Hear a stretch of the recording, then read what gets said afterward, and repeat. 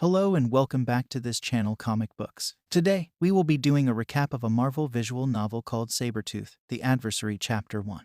This novel is about the time when the island nation of Krakoa ushered in a bright new era for mutant kind, paradise after years of persecution. But even mutants must deal with monsters in their midst, and Victor Creed is perhaps the worst. One of the first acts of the Krakoan Quiet Council was to exile the savage Sabretooth to the pit beneath Krakoa, locked away in endless darkness for his countless crimes against both mutants and humans. Now, you're about to find out what Sabretooth has been up to since he was banished, and it's not what you expect. And when he welcomes 5 more mutants to his private hell, are they ready for what they'll find? No, they are not. Can these exiles find a way to stop fighting each other and start working together on a way out? Well, let's find out. At beginning of the chapter we see Sabretooth at his hearing. With all of the Quiet Council surrounding him, this was the day when they were going to sentence him to exile. Sabretooth looks around and says that he was in hell, and he calls everyone around him a clown. He says that how is Professor Xavier able to see through his helmet and look at Magneto? He is giving out judgment on people, and Sabretooth calls this a joke. Then he looks towards the Nightcrawler side of the table and says that even kids joined this meeting. And he says that every time he sees them, they remind him of a dress-up competition. Then he switches towards the rest of the mutants and calls Merchant and Ivory's production presence, and calls Mystique and her companions the Rainbow Group. They all were gathered there because it was the first time that the council ever sentenced someone to exile. And as they sentence him, Sabretooth got angry in his anger. He says to Xavier that he thinks that Sabretooth will take all of this without any problem. He says to Xavier that he is making a list, and Xavier was on that list. As he tries to attack Xavier, Xavier gives the command to Douglas, who at once summons vines and ties Sabretooth with them. The Sabretooth vows that he will come for all of them, and that he will escape from this prison and he will kill them and their children. He vows to get his revenge on all of them. He says that he will make all of them suffer, and he will extinct their bloodline. But then at Professor's order, Krakoa open up and Sabretooth gets tied by vines, and then he is dragged down into its depths. Professor did this to make Sabretooth an example, and to make sure no other mutant follows Sabretooth's footprint. The 3 mutant laws were created, and if anyone breaks the law, that person will also face the harshest punishment, that was exile, just like what happens to Sabretooth. But some time later, Sabretooth finally manages to break out of his prison, and now he was out in the wild, alone and waiting to take his revenge on the mutants who imprisoned him. While he was out in the wild, he started hunting.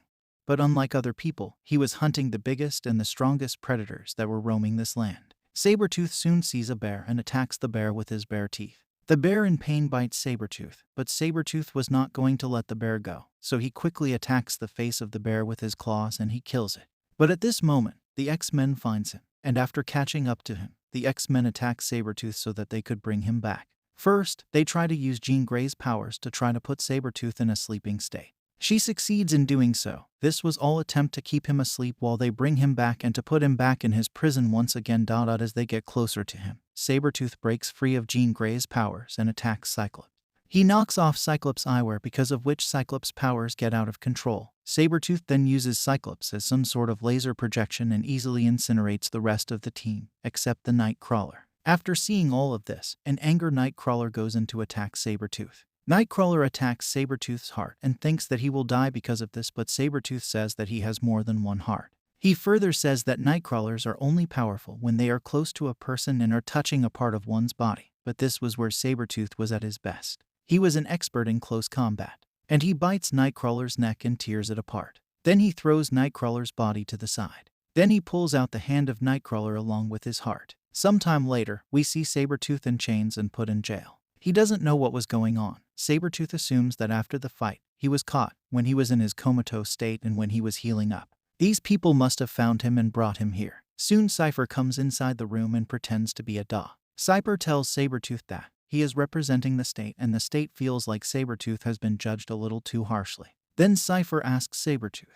that how he was able to escape from that prison and how he was able to get out of exile. But Sabretooth says to him that if he tells Cypher that he won't be able to do it again, but in reality, Sabretooth also didn't know how he managed to escape from there. Cypher says to him that all of the T-Bis was just in his mind. In reality, he didn't escape. Sabretooth got tired of Cypher's speeches, and in anger, he attacks Cypher and beheads him. But with Cypher's head rolling around on the ground, he asks him if Sabretooth was done. And then he says to Sabretooth that they had this conversation before too, but Sabretooth says that he doesn't remember any of that.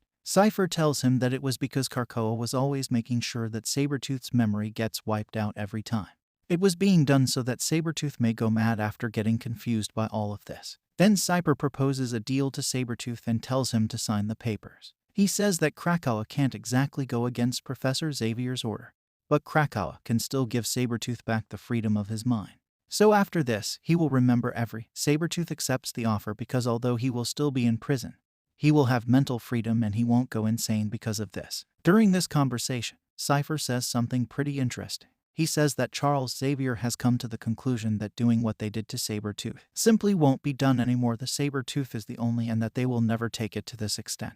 After getting his mind, Sabretooth's greatest wishes and his biggest fantasies all start to come true. His first target is Charles Xavier, and he tears him into pieces. Then from there he goes after Iron Fist, and after that, he starts taking on anyone that believes that they are the top dogs now. In reality, all of this was not true, but after getting his mind freedom, Sabretooth can do whatever his imagination can think of. A while later, after all of this killing and destruction, something starts to change in Sabretooth. He was able to sit down and take the time and contemplate. He thinks to himself that all this time he has been thinking too small. He thinks that he needs to start thinking something bigger because of which he can become something more, not simply an assassin or to be simply Sabretooth, but something more. And from here on, we see multiple different versions of Victor all sitting down in a meeting in which they all try to come up with a conclusion for what should they do next. Soon they make a decision, and because of this, the Age of Creed the King begins. He starts traveling the lands, taking out anyone who stands in his way, and wherever he goes, he leaves his mark, the mark of Creed. Sometime later, after the Age of Creed comes the time of Sabretooth and the Star Jammers. Sabretooth says that they are CIA,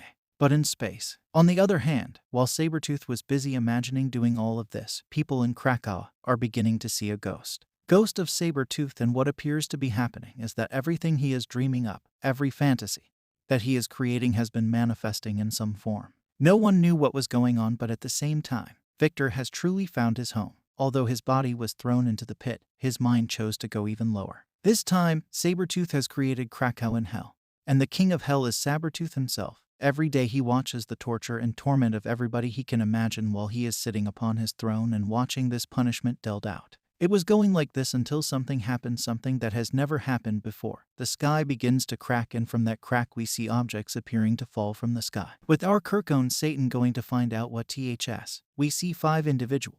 Number 1, the Third Eye. Number 2, Melter. Number 3, Oya. Number 4, Madison Jeffries. And finally, Necra. All of this was very confusing to Sabretooth, as Cypher told him there will be no one else besides Sabretooth down here, and no one will ever be sent there, as others thinks that this punishment was far too harsh. Because of this, Sabretooth never thought that someone will come there, but now these 5 people have somehow managed to find their way to Krakow in hell. And it was very unfortunate for them because they were facing Krakow's devil. Sabretooth says to them that he will torture them until he gets tired of doing so, and after that, he will make sure that every mutant living on Krakoa suffers. Professor X promised there would be no prisons in Krakoa. Sabretooth was the first in the hole, but now he welcomes 5 more mutants to his private hell. What laws did they break? Are they ready for what they'll find? No, they're not. Stay tuned to find out what happens in the next chapter. And that's all for today, guys. Stay tuned to get more new videos. Stay safe and keep watching.